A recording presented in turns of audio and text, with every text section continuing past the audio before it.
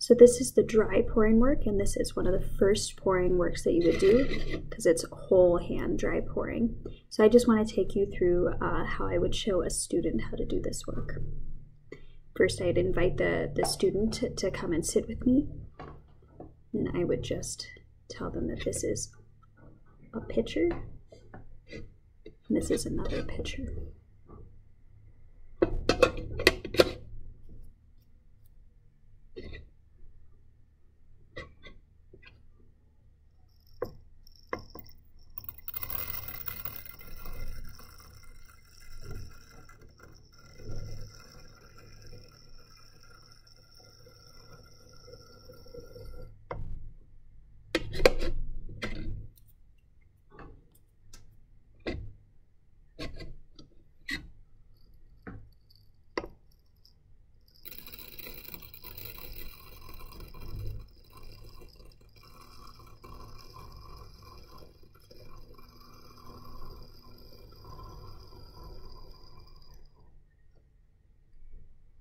I would say, did you see how slowly I was pouring?